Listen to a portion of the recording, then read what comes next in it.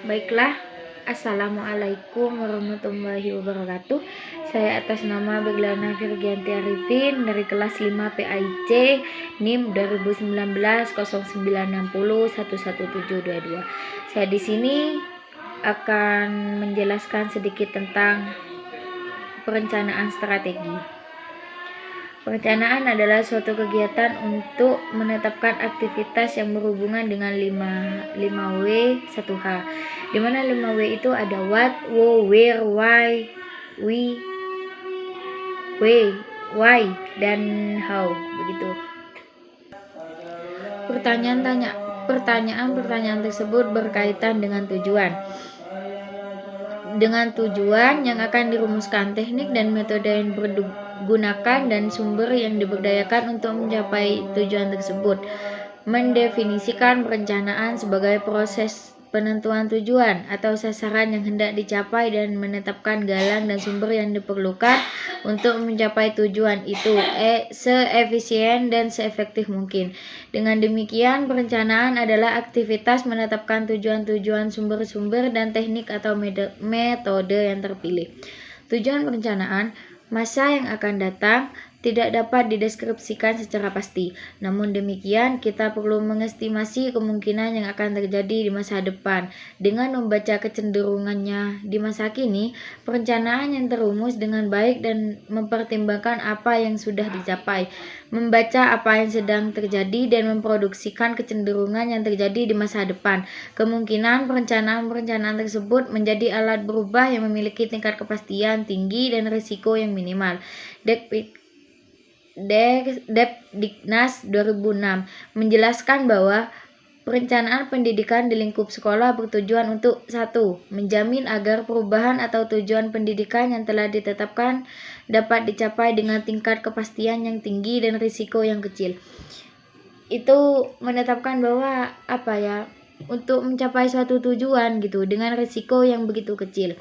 Yang kedua, mendukung koordinasi antar pelaku sekolah. Dan yang ketiga, menjamin terciptanya integrasi, sinkronasi, dan sinergi baik antar pelaku sekolah, antar sekolah, dan Dinas Pendidikan kabupaten atau kota, dan antar waktu, menjamin keterkaitan dan konsistensi antara perantara, pengendara, pelaksana. Pendekatan perencanaan berdasarkan besaran organisasi perencanaan pendidikan memiliki skop dan ukuran mikro, meso, kabupaten, kota, provinsi, dan makro nasional pada tiap jenis, jenjang, dan satuan pendidikan. Dalam rumusannya, perencanaan pendidikan dapat menggunakan pendekatan perencanaan tenaga kerja, pendekatan permintaan sosial, pendekatan nilai baik, dan pendekatan biaya efektivitas. Pendekatan perencanaan tenaga kerja diarahkan agar tercipta lulusan yang memiliki skill yang dibutuhkan dunia kerja dan perkembangan. Contoh perencanaan pendidikan yang mengarah pada pendekatan tenaga kerja adalah program life skill di sekolah dan broad-based education. Pendekatan permintaan sosial bahwa perencanaan pendidikan mengakomodasi aspirasi dan tuntunan perkembangan di masyarakat dalam berbagai dimensi kehidupan, seperti moral, sosial, ekonomi, dan lain-lain. Contoh perencanaan pendidikan yang mengarah pada pendekatan ini adalah pendekatan inklusif Fajar 9 tahun. Pendekatan nilai balik bahwa pendidikan adalah social oriented, namun dalam prakteknya tetap mempertimbangkan nilai efisiensi dalam pengertian mengurangi pemborosan dan meningkatkan nilai tambah. Pendekatan ini bermaksud agar hasil yang pendidikan memiliki produktivitas dan kualitas yang sangat tinggi, dengan menciptakan program-program yang relevan dengan tuntunan masyarakat dan terpakai dalam perkembangan zaman. Contohnya PSG, pendidikan sistem ganda, program MBS, dan dana lainnya. Adapun prinsip-prinsip perencanaan Depdiknas 2006 merinci perencanaan pendidikan, yaitu 1. Memperbaiki hasil pendidikan. 2. Membawa perubahan yang lebih baik. 3. Peningkatan atau pengembangan demand drive menyeluruh. 4. Berkaitan dengan RPS rencana. berkaitan dengan RPS rencana, pendidikan, dinas provinsi, estrada, repatada, dan sebagainya. Partisipasi keterwakilan, data drive, realitas sosial dengan hasil analisis SWOT. Data mendasarkan pada hasil review dan evaluasi, keterpaduan, holistik atau tersistem, transparansi, keterkaitan serta keteladanan dengan rencana instansi terkait. Adapun tujuan dan sasaran. Tujuan mengandung usaha untuk melaksanakan tindakan atau rumusan mengenai apa yang diinginkan pada kurun waktu tertentu.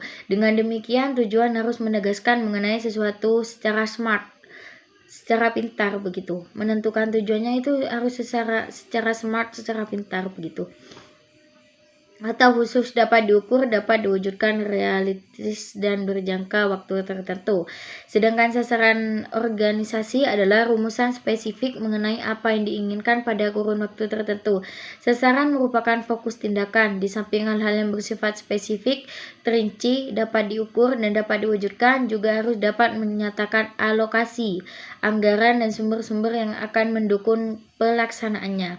Baik, saya menarik kesimpulan bahwa perencanaan di sini adalah sebagai suatu alat dalam menentukan data, dalam menetapkan langkah-langkah serta usaha yang akan diambil dalam mencapai suatu tujuan yang diinginkan, suatu tujuan pendidikan. Dari langkah-langkah yang telah ditetapkan tersebut, diharapkan dapat diperkirakan kebutuhan pendidikan di masa depan yang perlu dilaksanakan terlebih dahulu dari kebutuhan pendidikan. Di samping itu, perencanaan pendidikan sebagai suatu alat untuk mengukur sistem pendidikan yang menyesuaikan dengan kebutuhan dan aspirasi seseorang dan masyarakat. Perencanaan harus mampu melihat bagaimana gambaran masyarakat pada masa yang akan datang, dan adalah tugas perencanaan untuk menyesuaikan sistem pendidikan. Baik, sekian dari saya. Apabila ada kesalahan, saya mohon maaf yang sebesar-besarnya. Wassalamualaikum warahmatullahi wabarakatuh.